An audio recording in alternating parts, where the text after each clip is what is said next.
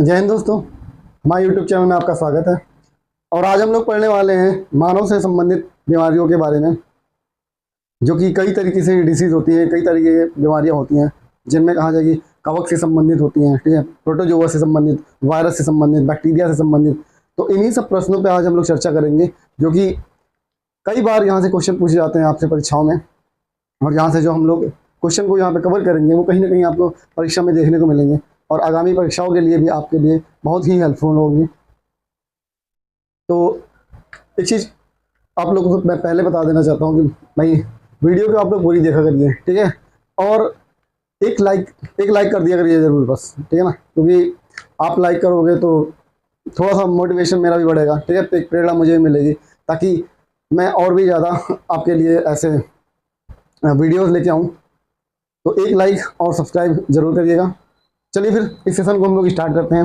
अगर हम लोग बात करते हैं पहले क्वेश्चन से, इनमें से कौन सी बीमारी विषाणु जनित होती है? विषाणु जनित मतलब वायरस से संबंधित, ठीक है ना, वायरस से संबंधित कौन सी यहाँ पे बीमारी देखी गई? तो अगर बात करें खसरा की, या फिर बात करें टाइफाइड की, तपेदिक की, या फिर डिप्थीरिया की, ठीक है ना, तो यहाँ से अगर हम लोग बात करें कि वायरस से संबंधित कौन सी बीमारी है, तो आपका हो जाएगा खसरा, ठीक है ना। खसरा जो है आपका ये वायरस से संबंधित बीमारी है। अगर टाइफाइड की बात करें, या फिर तपेदिक की बात करें, या फिर डिप्थीरिया की बात करते हैं, ये सभी के सभी किससे होंगे? ये जीवाणु से संबंधित है, ठीक है ना। किससे? बैक्टीरिया से संबंधित है। बैक्टीरिया से होने वाली बीमारी है ये, ठीक है ना, बैक्टीरिया से संबंधित होने वाली बीमारी है। तपेदिक की बात करें, इसी को टीबी कहा जाता है, ठीक है ना, क्या बोला जाता है, टीबी, या फिर ट्यूबरक्लोसिस कहते हैं इसको। चलिए अगले क्वेश्चन पे चलते हैं भाई। इनमें से कौन सा सामान्यतः चूहा, पिस्सू, या फिर रैट फ्ली से संक्रमित होता है, ठीक है ना। चूहे से संक्रमित कौन सा रोग होगा यहाँ पे, ठीक है ना। अगर हम बात करें डिप्थीरिया होगा क्या, मलेरिया, कॉलरा, या फिर प्लेग, ठीक है ना। तो चूहे से होने वाली बीमारी है वो आपका प्लेग होगी, ठीक है ना। क्या है? प्लेग है। और ये कहा जाता है कि ये सबसे पुरानी महामारी है, ठीक है ना, सबसे पुरानी महामारियों में इसका नाम आता है। और इसी को कहा जाता है ब्लैक डेथ, ठीक है ना, इसको बोलते हैं ब्लैक डेथ, बोलते हैं ब्लैक डेथ, या फिर इसी को काली मौत या फिर ब्लैक डेथ के नाम से जानते हैं। किसको? प्लेग को, ठीक है ना, किसको? प्लेग को जानते हैं, ठीक है। इसमें क्या होता है कि जो शरीर के मांस होते हैं ना, वो सड़ के लटकने लगता है, ठीक है ना, और इसीलिए इसको काली मौत कहा जाता है, कि मतलब आदमी मरता है एकदम तिल तिल के मरता है, ठीक है ना। इसको तो प्लेग को क्या बोलते हैं? ब्लैक डेथ, या फिर काली मौत कहा जाता है, ठीक है ना। चलिए अगले क्वेश्चन पे आते हैं। इबोला, बात हो रही है इबोला की। इबोला है क्या, ठीक है ना। इबोला क्या है? ए पश्चिमी अफ्रीका में सीमित एक विषाणु रोग है, एक सुनामी का रोग है, अरब देश में संचालित आतंकवादी रोध अभियान, या फिर अफ्रीकी पहाड़ियों में विस्फोटित ज्वालामुखी, ठीक है ना। तो इबोला की बात करते हैं तो ये क्या है? पश्चिमी अफ्रीका में सीमित एक विषाणु रोग है, ठीक है ना, ये वायरस से होने वाला रोग है, ठीक है। और कहाँ अगर बात करें भाई 2014 में, ठीक है ना, 2014 में इसका पहला मरीज देखा गया था। कहाँ पर? पश्चिमी अफ्रीका में, या फिर कहा जाए कि इबोला नामक नदी के किनारे, ठीक है ना। कहाँ पे? इस इबोला नदी के किनारे, इसीलिए इसका नाम क्या पड़ गया? इबोला पड़ गया था, ठीक है। क्या नाम पड़ा? इबोला पड़ गया था। चलिए अगले क्वेश्चन पे आते हैं। मलेरिया परजीवी का प्राथमिक परपोषी है, ठीक है ना। मलेरिया, अगर मलेरिया की बात करते हैं तो भाई मलेरिया जो होता है परजीवी से होता है, या फिर बात करें हम लोग प्रोटोजोआ, ठीक है ना, प्रोटोजोआ कहते हैं। प्रोटोजोआ से जो आपका मलेरिया रोग होता है वो किससे होता है? प्रोटोजोआ से होता है, ठीक है ना। अब यहाँ पे पूछ रहा प्राथमिक परपोषी है, या फिर किससे फैलता है ये, ठीक है ना। नर क्ल्यूसिस से, या फिर नर एनफ्लिस से, या फिर मादा एनफ्लिस से, या फिर मादा क्यूलिस से, ठीक है ना। तो अगर मलेरिया का रोग वाहक बात करें कि ये किससे फैलता है, तो ये मादा एनफ्लिस मच्छर होता है, इसी के जरिए आपका मलेरिया फैलता है, ठीक है ना। और ये किससे होता है? ये प्रोटोजोआ से होने वाली बीमारी है, ठीक है ना। किससे होती है? प्रोटोजोआ से होने वाली बीमारी आपकी है, ठीक है ना। चलिए, निम्न में से कौन विषाणु जनित रोग है? यहाँ पे पूछा जा रहा है कि विषाणु से होने वाला रोग कौन सा है? टिटनेस होगा, क्षय रोग होगा, टाइफाइड होगा, या फिर एड्स होगा, ठीक है ना।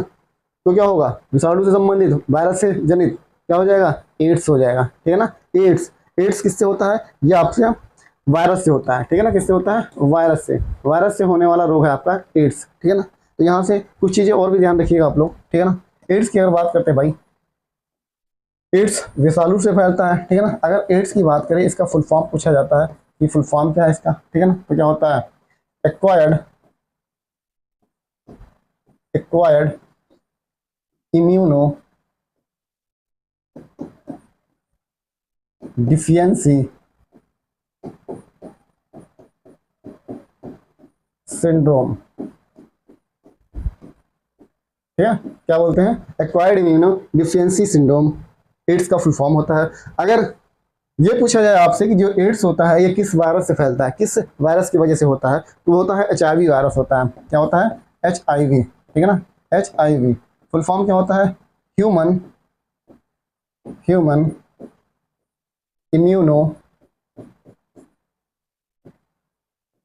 इम्यूनो वायरस,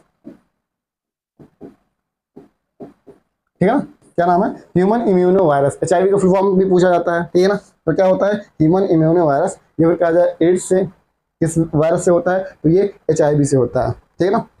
कभी कभी पूछा जाता है जो एड्स है, ये एड्स से जो एड्स की कहा जाए कि जो जांच होती है उसे क्या कहा जाता है, ठीक है ना। जो एड्स की जांच होती है उसको बोलते हैं एलिशा, ठीक है, क्या बोलते हैं, एलिशा बोलते हैं इसको। एलिशा जांच जो है वो किससे संबंधित है, वो एड्स से संबंधित है। किससे संबंधित है, एड्स से संबंधित है।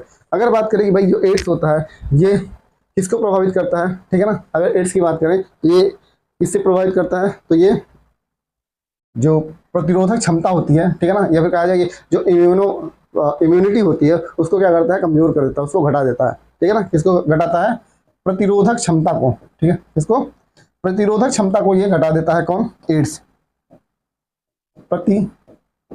प्रतिरोधक क्षमता, ठीक है ना, प्रतिरोधक क्षमता या फिर इम्यूनिटी को क्या करता है, ये घटा देता है, ठीक है ना।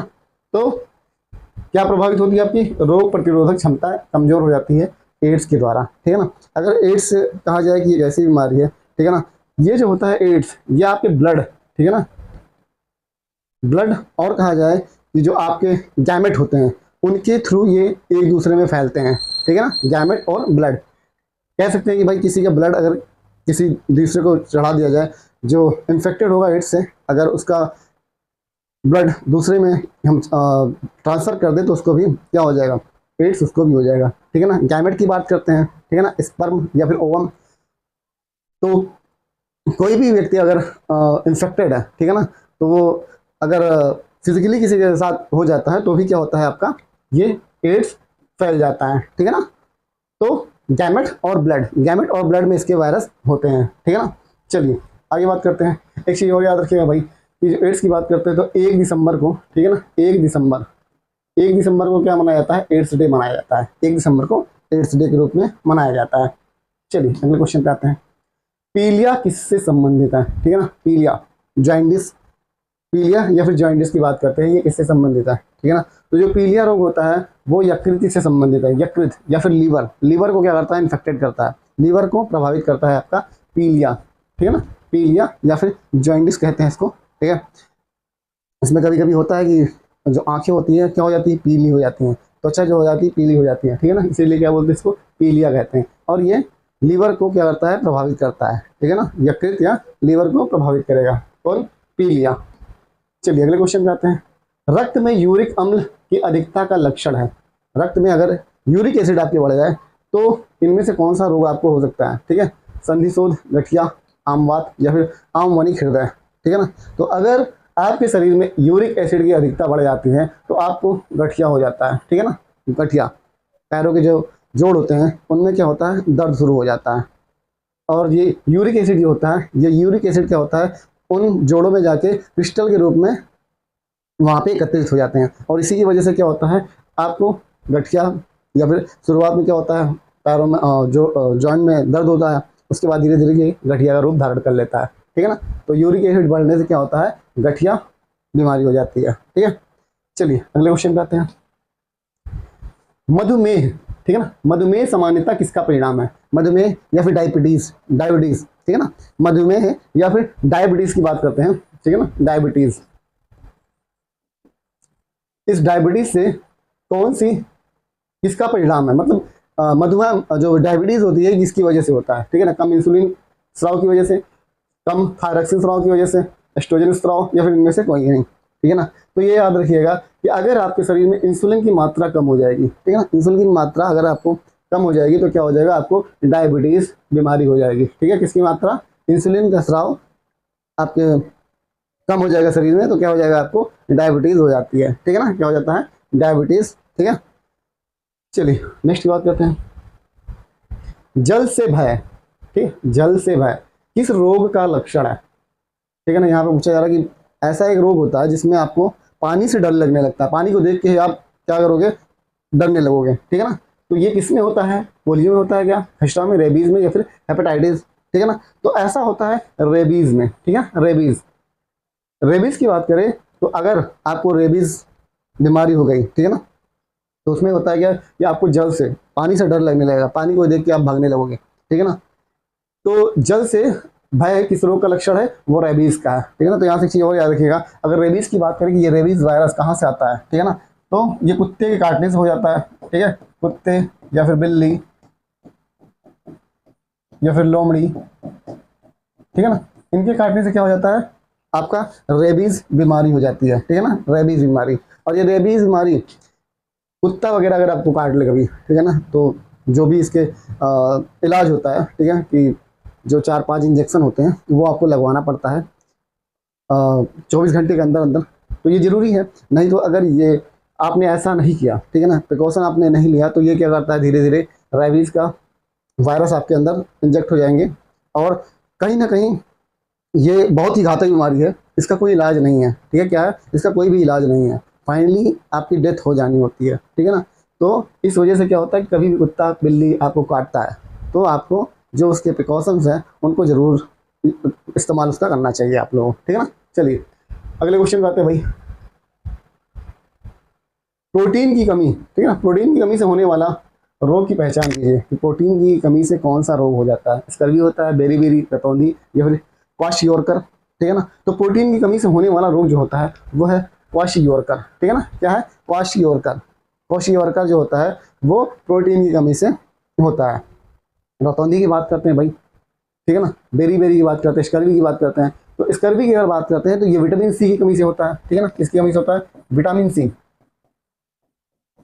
विटामिन सी की कमी आपके शरीर में हो जाएगी तो आपको स्कर्वी रोग हो जाएगा। बेरी बात करते हैं तो विटामिन बी की वजह से होता है ये, ठीक है ना। किसकी वजह से होता है? Vitamin B. विटामिन बी की कमी हो जाएगी तो आपको बेरी हो जाएगा। रतौंधी की बात करते हैं तो विटामिन ए, ठीक है ना, विटामिन ए, ठीक है ना। तो रतौंधी कि रात में आपको कम दिखाई देने लगता है, ठीक है ना, तो विटामिन ए की ज़रूरत है आपको ज़्यादा, ठीक है ना। अगर ऐसा हो तो विटामिन ए ज़्यादा लीजिएगा। विटामिन का जो कहा जाए कि मुख्य स्रोत, सबसे अधिक जो स्रोत पाया जाता है, सबसे अधिक किसमें पाया जाता है? तो वो गाजर में पाया जाता है, ठीक है ना। गाजर में सबसे अधिक आपका विटामिन ए पाया जाता है, ठीक है ना, गाजर। विटामिन सी की बात करते हैं भाई, जितने भी खट्टे फल होते हैं सभी के सभी यहाँ पे विटामिन सी पाए जाते हैं। बट यहाँ से एक चीज़ ध्यान रखिएगा कि विटामिन सी अगर पूछा जाए कि सबसे अधिक कहाँ पाया जाता है तो वो आंवले में पाया जाता है, ठीक है ना। आंवला में सबसे अधिक विटामिन सी पाया जाता है और गाजर में विटामिन ए। और क्वाशियोरकर किससे होता है? प्रोटीन की कमी से हो जाता है, ठीक है ना, प्रोटीन की कमी से क्वाशियोरकर। किसकी न्यूनता के कारण रक्ताल्पता, ठीक है ना, एनीमिया रोग किसके वजह से होता है? ठीक है ना, एनीमिया रोग किसकी वजह से होता है? फॉलिक अम्ल, विटामिन B12, लोहा, या फिर उपरोक्त सभी, ठीक है ना। अगर हम लोग एनीमिया की बात करते हैं तो भाई ये फॉलिक एसिड से भी हो जाता है, विटामिन B12 की कमी से हो जाता है, और लोहा की कमी से भी हो जाता है, आयरन की कमी से भी हो जाता है, ठीक है ना। इसका राइट आंसर क्या हो जाएगा? उपरोक्त सभी, ठीक है ना। देखिए एनीमिया जो होता है वो 3 तरीके के होते हैं, ठीक है ना। फॉलिक अम्ल की वजह से, विटामिन B12 की वजह से, मतलब इन तीनों की वजह से अलग अलग होते हैं यहाँ पे, ठीक है ना। और लोहे की बात करते हैं तो लोहे की वजह से तो एनीमिया होता ही होता है, ठीक है ना। तो यहाँ पे तीनों याद रखना आपको, फॉलिक अम्ल की कमी से भी हो जाता है, विटामिन B12 की वजह से, और आयरन की वजह से होता ही है। चलिए अगले क्वेश्चन पे आते हैं। ल्यूकेमिया एक प्रकार का मानव रोग है जो कि, ठीक है ना, ल्यूकेमिया जो होता है ये मानव रोग है। अब इसमें पूछ रहा है कि इसमें से कौन सा ऐसा रोग है जो ल्यूकेमिया का प्रकार है, ठीक है ना। तो अगर बात करें सफ़ेद रक्त कोशिकाओं का कैंसर, ठीक है ना। तो ये पहला ही आंसर सही हो जाएगा, ठीक है ना। जो ल्यूकेमिया होता है वो कैंसर का एक रूप है जो कि WBC होता है आपका, ठीक है ना। WBC के कोशिकाओं में कैंसर हो जाता है, ठीक है ना। WBC में आपके कैंसर हो जाता है, उसी को बोलते हैं ल्यूकेमिया कहते हैं। क्या बोलते हैं? ल्यूकेमिया कहा जाता है, ठीक है ना। ये चीज ध्यान रखना, ल्यूकेमिया जो है कैंसर का ही एक रूप है, एक प्रकार है। हाइड्रोफोबिया किसके कारण होता है? ठीक है ना, हाइड्रोफोबिया, हाइड्रोफोबिया, ठीक है। अभी हमने कहा था ना, एक क्वेश्चन पिछला जो देखा था हमने, वो क्या था? जल से भय या फिर पानी से डर, ठीक है ना। तो यही चीज है हाइड्रोफोबिया, उसी को हाइड्रोफोबिया कहा जाता है, ठीक है ना। तो रेबीज का एक विषाणु, रेबीज, रेबीज को ही हाइड्रोफोबिया कहा जाता है, ठीक है ना। हाइड्रोफोबिया किसको कहा जाता है? इस रेबीज को हाइड्रोफोबिया भी कहा जाता है, ठीक है ना। तो हाइड्रोफोबिया किसका कारण होता है? ये रेबीज के विषाणु या फिर रेबीज जो बीमारी होती है वो क्या होती है? हाइड्रोफोबिया कहलाती है। निम्नलिखित में से कौन सा एक जल जनित रोग है? जल जनित मतलब पानी से, या फिर पानी से अगर रोग होता है तो भाई दूषित पानी से ही होगा, ठीक है ना। दूषित पानी, गंदे पानी से जो भी रोग होगा, ठीक है। अगर बात करें मलेरिया होता है, क्या इन्फ्लुएंजा होता है, या फिर हैजा, या फिर छोटी चेचक, ठीक है ना। अगर बात करें कि जनजनित जो रोग है वो आपका हो जाएगा हैजा, ठीक है ना। कौन सा है? हैजा। हैजा जो है आपका ये जनजनित रोग है, ठीक है ना। जल से होने वाला या फिर गंदे पानी से जो रोग फैलता है वो क्या है? हैजा, या फिर इसी को कॉलरा कहा जाता है। ल्यूकोडर्मा, ठीक है ना, ल्यूकोडर्मा संबंधित बीमारी होती है। तो ये ल्यूकोडर्मा क्या होती है? ठीक है ना, ल्यूकोडर्मा ये गाल से संबंधित है, ये फिर त्वचा, यकृत, या फिर आंखों से, ठीक है ना। तो ल्यूकोडर्मा की बात करते हैं तो ये त्वचा से संबंधित एक बीमारी है, ठीक है ना। क्या है? त्वचा से संबंधित एक बीमारी होती है ल्यूकोडर्मा। क्या होते हैं? वाइट वाइट स्पॉट पड़ जाते हैं शरीर इस त्वचा पे आपके, उसे क्या बोलते हैं? ल्यूकोडर्मा कहते हैं। क्या बोलते हैं? ल्यूकोडर्मा कहा जाता है। वायु जनित संक्रमण के कारण नहीं होता है, वायु से, ठीक है ना। वायु के थ्रू, वायु कहा जाएगी, वायु से जो इनमें से कौन सा रोग ऐसा है जो वायु के द्वारा नहीं फैलता है? ठीक है ना। क्या टीबी होता है? तो टीबी तो होता है भाई, यहाँ पे नहीं पूछा है, तो टीबी होता है, वायु से ही होता है, ठीक है ना।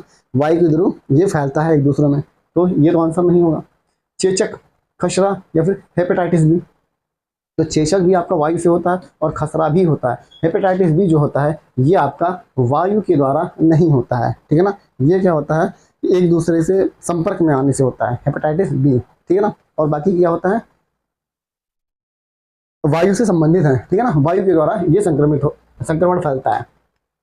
निम्नलिखित में से कौन सा मनुष्य का विषाणु जनित वायरल रोग नहीं है? ठीक है ना, विषाणु जनित वायरल रोग नहीं है जो यहाँ पे मनुष्य का है, जो विषाणु से संबंधित है, मतलब विषाणु से संबंधित नहीं है, विषाणु से संबंधित नहीं है मनुष्य का, ठीक है ना। मनुष्य का विषाणु जनित रोग नहीं है। इन्फ्लुएंजा मनुष्य में होता है भाई, और ये भी किससे होता है? वायरस से ही होता है। एड्स वायरस से होता है, डेंगू भी वायरस से ही होता है। रिंडर पेस्ट, जो रिंडर पेस्ट है ये वायरस से तो होता है बट ये मनुष्यों में नहीं होता है, ठीक है ना। ये पशुओं के अंदर होता है, ये पशुओं में होता है, पशुओं में ये रोग पाया जाता है, रिंडर पेस्ट, ठीक है ना। डेंगू, एड्स, इन्फ्लुएंजा ये सभी क्या है? वायरस से होने वाले रोग हैं। बट रिंडर पेस्ट की बात करते हैं तो ये क्या है?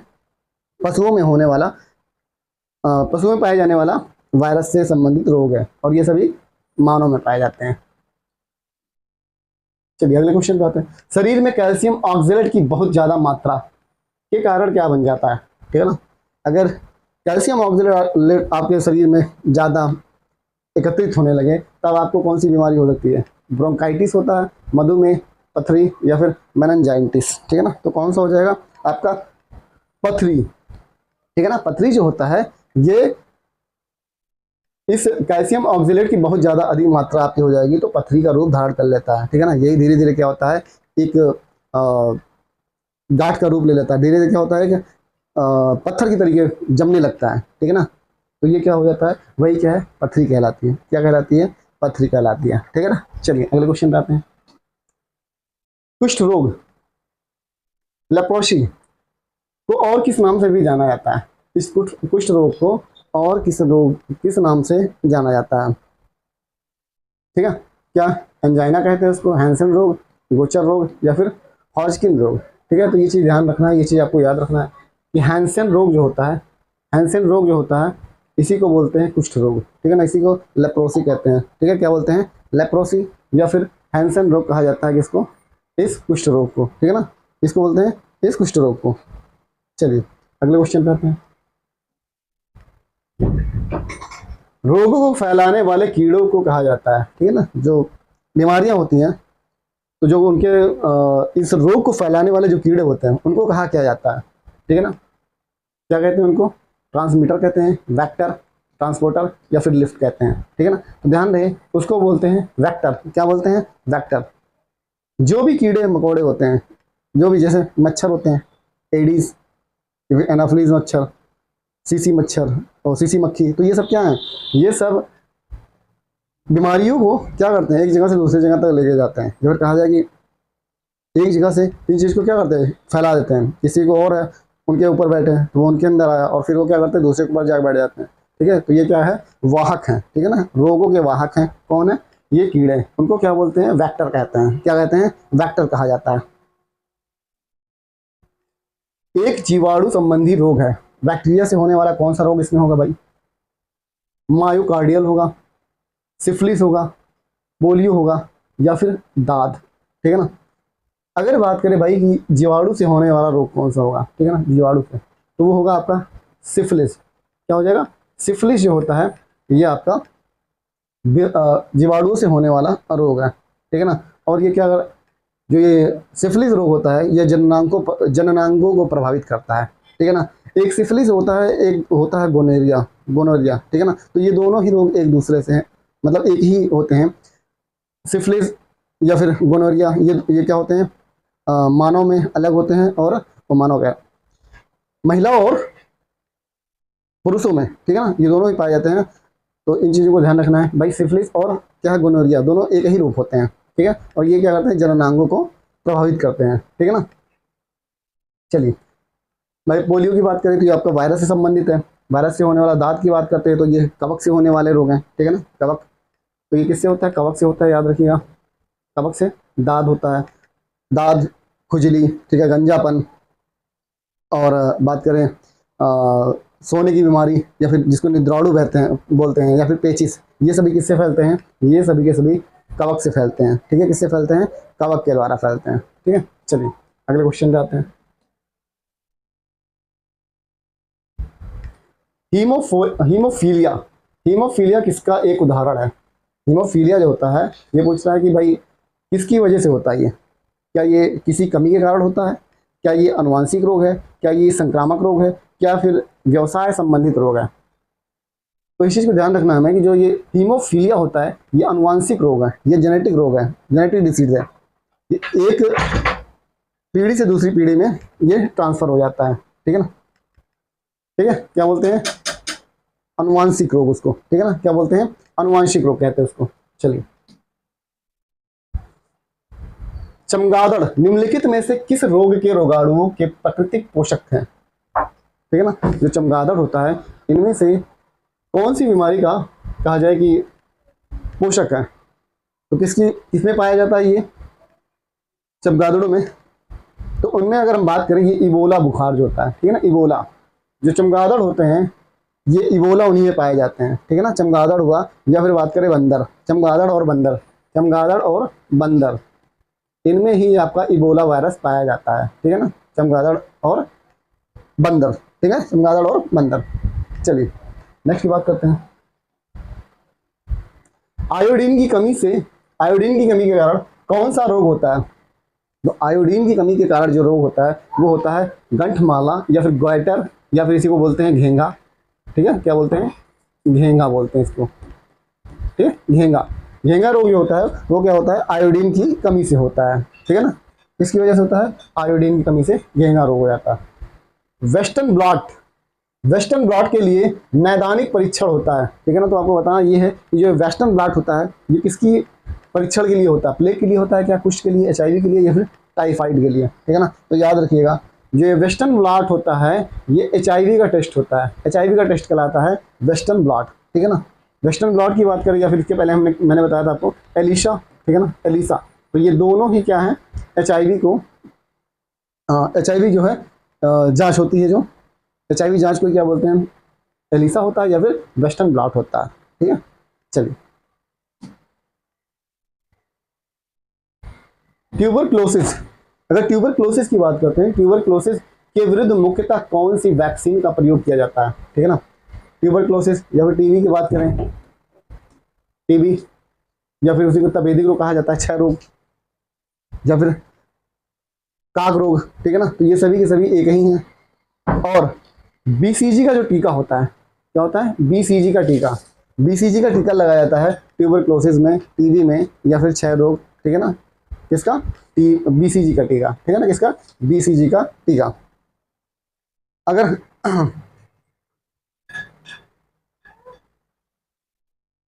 चलिए अगले क्वेश्चन आते हैं।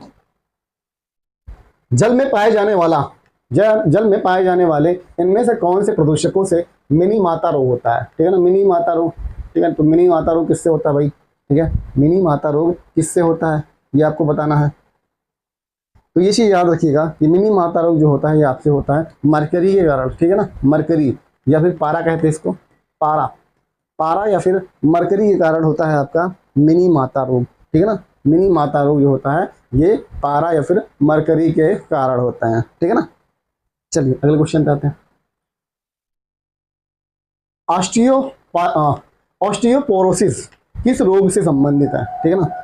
ऑस्टियोपोरोसिस किस रोग से संबंधित है, तो ये याद रखिएगा ये है हड्डियों से संबंधित। ऑस्टियोपोरोसिस किस रोग से संबंधित है, तो ये आपके हड्डियों से संबंधित है, ठीक है ना, किससे संबंधित है, हड्डियों से संबंधित है ऑस्टियोपोरोसिस। चलिए अगले क्वेश्चन पे आते हैं। निमोनिया, निमोनिया की सूजन के कारण होता है, या फिर यहाँ पे डॉट जो डैट डॉट दिया है यहाँ पे आपको यही बताना है कि किस कि ऐसा कौन सा शरीर का अंग है जहाँ पे सूजन होने के कारण क्या होता है, निमोनिया हो जाता है, ठीक है, क्या होता है, निमोनिया, ठीक है। तो ये चीज़ आपको ध्यान रखना है। फेफड़े, अगर फेफड़ों में क्या हो जाती है, सूजन हो जाती है, फेफड़ों में क्या हो जाती है, सूजन हो जाती है, और सांस लेने में दिक्कत होने लगता है, ठीक है, तो वही क्या कहलाता है, निमोनिया कहलाता है। और ये निमोनिया जो होता है ना ये बच्चों में पाया जाता है, ठीक है ना, जो नवजात शिशु होते हैं उनमें अक्सर ये निमोनिया बीमारी पाई जाती है, ठीक है। और इस निमोनिया की वजह से जो नवजात शिशु होते हैं ना उनकी जो डेथ रेट है इन्हीं की वजह से ज़्यादा है, ठीक है ना। अगर निमोनिया हो जाता है ना तो चांसेस बड़े कम होते हैं बच्चों के बचने के, वहाँ पे डेथ रेशियो अधिक दिखाई पड़ता है किस मामले में, निमोनिया के मामले में। जब मानव शरीर का तापमान सामान्यतः शारीरिक जुड़ी तापमान से लगभग 2 या फिर 3.5 फ़ारेनहाइट कम हो जाता है तो इस स्थिति को कैसे माना जाता है, ठीक है ना। पूछ रहा ये क्वेश्चन का अर्थ ये है कि जो आपका नॉर्मल टेम्परेचर होता है, ठीक है ना, नॉर्मल टेम्परेचर कितना होता है आपका 98.6 फ़ारेनहाइट, ठीक है ना, 98.6 फ़ारेनहाइट जो ये आपका शरीर का नॉर्मल टेम्परेचर है। तो अगर ये कह रहा है कि 2 या फिर उससे ज़्यादा 3.5 फ़ारेनहाइट अगर कम हो जाए, ठीक है ना, इससे कम होने का मतलब है लगभग 95 या फिर इससे भी कम हो जाता है, तो उस स्थिति को क्या कहा जाता है, ठीक है ना, तो उसे कहा जाता है हाइपोथर्मिया, ठीक है, क्या कहा जाता है उसे, हाइपोथर्मिया कहते हैं उसे, क्या बोलते हैं, हाइपोथर्मिया। शरीर का जब तापमान बढ़ जाता है भाई 98 से अधिक या फिर 100 से ऊपर हो जाता है तो आपको बुखार होता है, ठीक है ना, आपका टेम्परेचर बढ़ जाता है शरीर का, क्या हो जाता है, आपको बुखार हो जाता है, और उससे कम होगा उसी को बोलते हैं हाइपोथर्मिया कहते हैं। क्या होगा, शरीर का जो तापमान होगा वो नॉर्मल टेम्परेचर से अगर डाउन होगा तो उसे बोलते हैं हाइपोथर्मिया कहते हैं। नेक्स्ट क्वेश्चन आते हैं, जीका वायरस, ठीक है ना, जीका वायरस किसके द्वारा फैलता है, तो ये चीज़ आपको बताना कि जीका वायरस किसके द्वारा फैलता है, ठीक है ना, तो ये मच्छर के द्वारा, ठीक है ना, मच्छर के काटने से ये जीका वायरस फैलता है। अक्सर जो एडीज मच्छर होते हैं, ठीक है ना, जो एडीज मादा एडीज मच्छर हैं उनकी वजह से ये जीका वायरस फैलता है, ठीक है ना। डेंगू उसी से होता है, जो बात करें हम लोग एडीज मच्छर जो होते हैं एडीज, और वो मादा एडीज होती हैं, कौन सी होती है, मादा एडीज, ठीक है ना। मादा एडीज की वजह से क्या हो जाता है, आपको डेंगू हो जाता है, क्या होता है, डेंगू होता है। तो ये चीज़ आपको ध्यान रखना, ठीक है, डेंगू किसकी वजह से होता है, मादा एडीज, ठीक है ना। और अगर बात करें मादा एनफ्लीज, मादा एनफ्लीज, मादा एनफ्लीज जो होती हैं इनकी वजह से आपको क्या हो जाता है, मलेरिया, क्या होता है, मलेरिया हो जाता है, ठीक है ना। डेंगू होता है एडीज मच्छर की वजह से, एनफ्लूएंजा वजह से मलेरिया हो जाता है, ठीक है ना। चलिए, कीमोथेरेपी पद्धति से उपचार किया जाता है, ठीक है ना। तो ये कीमोथेरेपी होती है, ये किस रोग में सहायक होती है, या फिर कहा जाए कि कीमोथेरेपी किस रोग में हेल्पफुल है आपके, ठीक है ना। तो ये चीज़ ध्यान रहे, कीमोथेरेपी का किया जाता है कैंसर में। किसमें किया जाता है? कैंसर में, ठीक है ना। किसमें होता है? कैंसर में होता है, ठीक है ना। तो एक चीज़ ये भी ध्यान रखना है आपको कि कैंसर होता है कैसा है, ठीक है ना, कैसा होता है, कैंसर किस वजह से होता है, क्या कारण होता है, ठीक है ना, शरीर का ऐसा क्या चीज़ प्रभावित हो जाता है इसमें, ठीक है ना। तो कैंसर की बात करते हैं कि जो सेल डिवीज़न होता है ना शरीर में, क्या होता है? Cell division. तो सेल डिवीज़न तो होना जरूरी है, बट यही सेल डिवीज़न जब ज़्यादा होने लगे, ठीक है, ज़रूरत से ज़्यादा, अनकंट्रोल्ड ऑफ सेल डिवीज़न क्या कहलाता है? कैंसर कहलाता है। क्या कहलाता है? कैंसर, ठीक है। चलिए अगले क्वेश्चन पे आते हैं। चेचक, चिकन पॉक्स किस वायरस के कारण होता है, ठीक है ना। तो ये याद रखिएगा कि चिकन पॉक्स होता है वो वेरिसेला, वेरिसेला नामक वायरस है, ठीक है ना, उसकी वजह से आपको चेचक या फिर चिकन पॉक्स होता है। क्या नाम है? वेरिसेला। क्या नाम है? Varicella virus. चलिए अगले क्वेश्चन पे आते हैं।